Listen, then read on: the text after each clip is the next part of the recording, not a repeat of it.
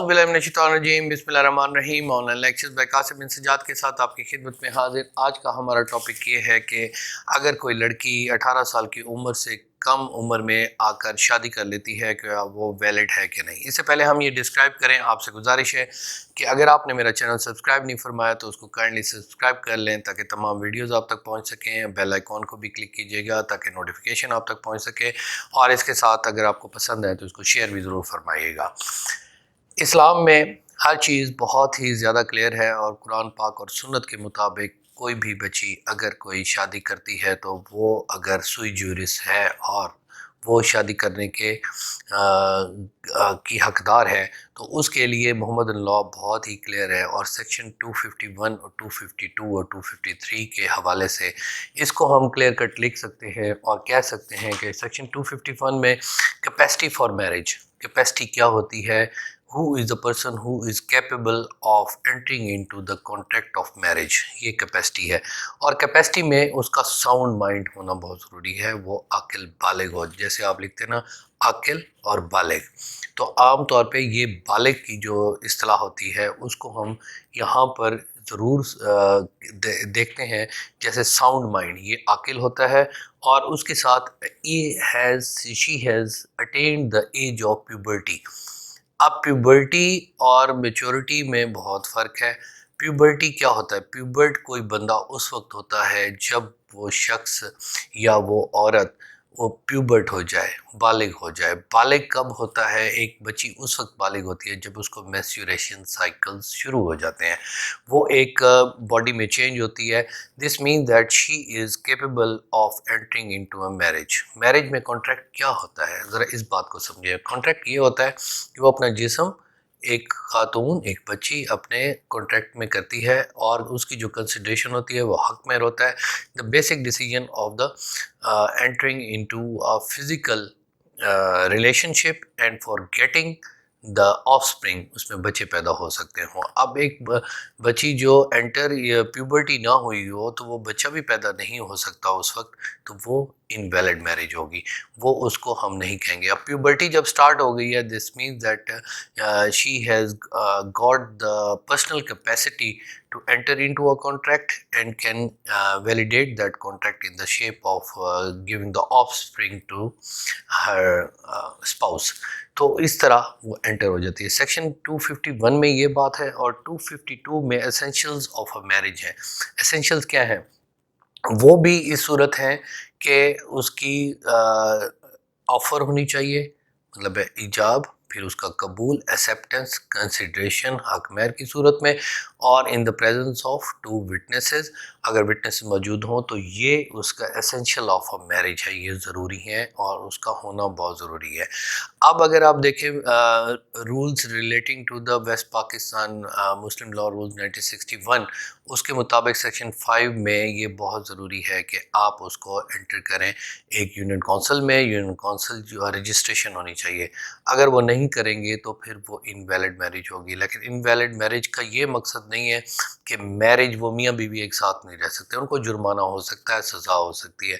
Registration of the marriage section 5 के तहत बहुत ज़रूरी है, नहीं तो उसकी सज़ा भी हो सकती है और कैद भी हो सकती है या जुर्माना हो सकता है।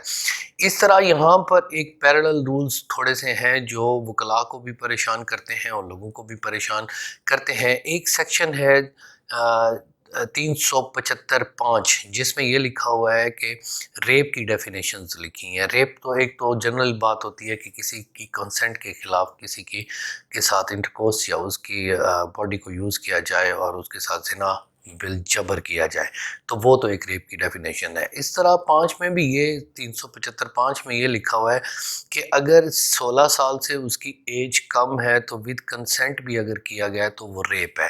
तो यहाँ पर अक्सर हम यहाँ पर ये बात करते हैं कि जहाँ पर शादी निकाह हो जाए तो फिर हम ये अलर्ज करते हैं कि बच्ची की शादी कर दी गई है लेकिन 13 साल या 12 साल उसकी उम्र है, इस वजह से 375(5) में ये बात आएगी।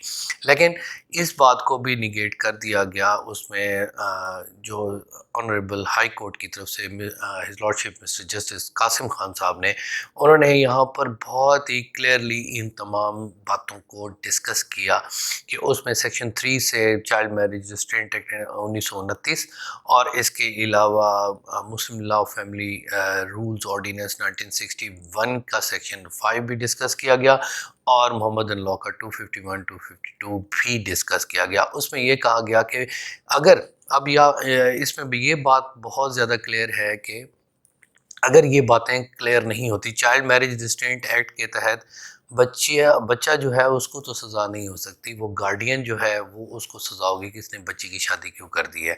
تو صرف اس معاشرے کو ایک دوسری طرف لے جانے سے روکنے کے لیے یہ انیکٹمنٹ کی گئی، لیکن شریعت کے مطابق یہ دیکھنا کہ کیا 16 سال سے کم کی عمر کی بچی شادی کر سکتی ہے یا نہیں کر سکتی، تو اس پر کلیئر ہے 251 کہ ایج آف دا پیوبرٹی اب 9 سال میں بھی ہو جائے، 10 سال میں بھی ہونا شروع ہو جاتی ہے۔ ایٹماسفیئر کی حوالے سے دیکھا جائے تو جو ایٹماسفیئر ہوتا ہے گرم علاقے میں بچیاں جلدی بالغ ہو جاتی ہیں تو وہ اس کو شادی میں انٹر کیا جا سکتا ہے۔ یہ اور بات ہے کہ اس کی کم عمر ایج ہونے کی وجہ سے بعد میں کوئی پرابلمز ہوں، لیکن شادی کو یہ دیکھنا ہے، سزا ضرور ہو سکتی ہے چائلڈ میرج ریسٹرینٹ ایکٹ کے تحت۔ اگر آپ یہ سمجھتے ہیں کہ علاقے میں کسی نے شادی اپنی بچی کی کر دی ہے تو اس کو کیا کرنا چاہیے، تو چائلڈ میرج ریسٹرینٹ ایکٹ میں اس والدین کو ضرور ایف آئی آر اس پر ہو سکتی ہے یا اس کا استغاثہ ہوتا ہے اس میں علاقہ مجسٹریٹ کے پاس، لیکن وہ شادی انویلڈ قرار دے کر میاں بیوی کو علیحدہ کر دینا اور ان کو ایک ساتھ رہنے سے علیحدہ کر دینا سے نہیں روکا جا سکتا، کیونکہ وہ سوئی جورس ہو گئی ہے، پیوبرٹ ہو گئی ہے سیکشن 251 اور 252 کے تحت، تو وہ اس میں ساؤنڈ مائنڈڈ ہونے کی وجہ سے یہ بات اس کی کلیئر ہے۔ 1988 CLC 113 کا بھی ایک کلیئر کٹ اتھارٹی ہے جس میں یہ باتیں ڈسکس کی گئیں کہ کیا کیا ویلیڈیٹی اور ہوتی ہے نکاح کی، تو اس حوالے سے یہ بات تقریباً کنفرم ہوتی ہے کہ اگر ایج آف پیوبرٹی ہو چکی ہے، ویسے ایسا کام نہیں ہونا چاہیے۔ میں ذاتی طور پر اس قسم کے لوگوں کے بھی خلاف ہوں جو چھوٹی بچیوں سے رن اوے میریجز کرتے ہیں، کیونکہ کم عمری کی ایج ہوتی ہے، بچیاں اپنے ماں باپ کو چھوڑ کر چلی جاتی ہیں،